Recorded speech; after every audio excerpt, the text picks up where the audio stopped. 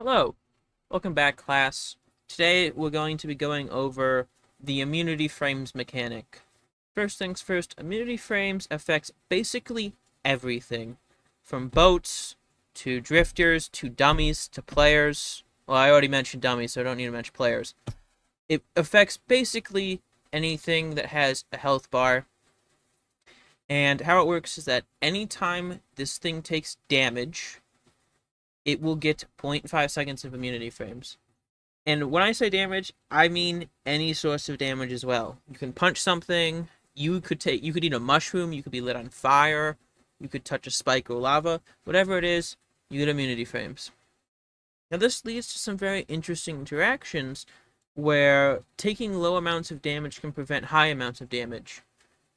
Eating a mushroom that's poisonous before you take a bunch of fall damage, you can prevent the fall damage. Eating a mushroom before getting hit by a drifter can prevent the drifter hits.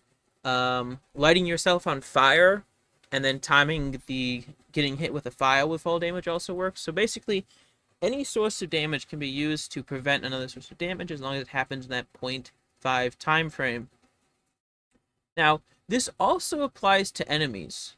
So if, let's say, you and another player want to kill a drifter, if you guys don't space out your hits with immunity frames, you're going to hit each other's drifter while the drifter has immunity frames, which causes issues in multiplayer because pretty much if anyone wants to do group content, you're just losing DPS. You should just let one person focus on it.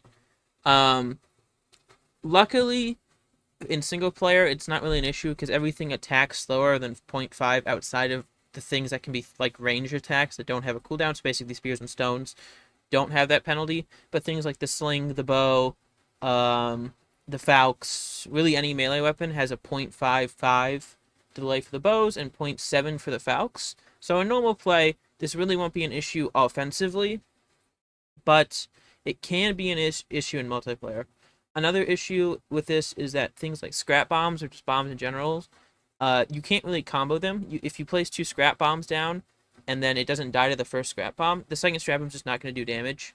So you can't really use scrap bombs as like a collective.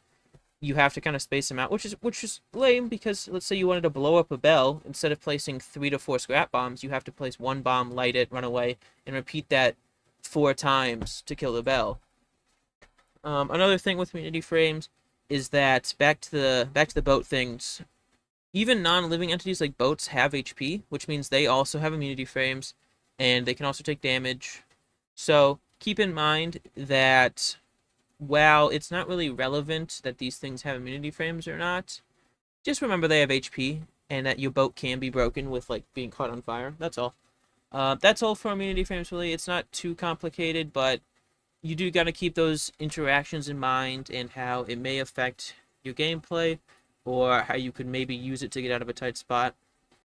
Here I'll provide a few clips of just me actually in game testing out ways that immunity frames can prevent damage, just to show that it is possible and that it's not as niche or unusable as one might think.